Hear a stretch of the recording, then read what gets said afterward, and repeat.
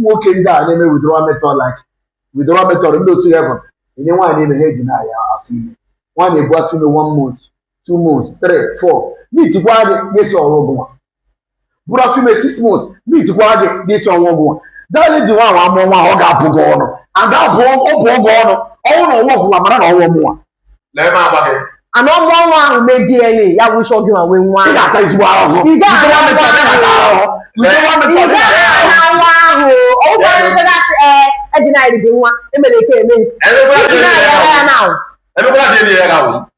ọwashi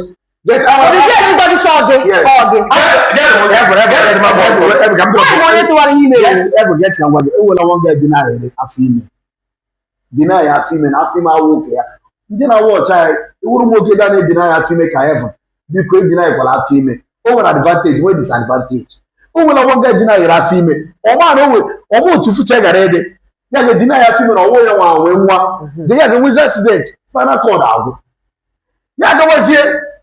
ka obi tizie dị gị ka ọ kpọrọ nwa asị ya mba na ọkwọ sọ nwa ya so mkpesa o nwere etu Chineke si eme ihe ịdị na ya afọ ime adịghị mma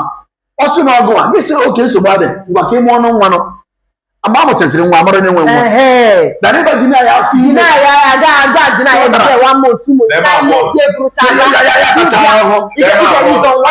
amụ ya anaghị eke enwe problem na akpa amụ ma ọ nwee infection nwoke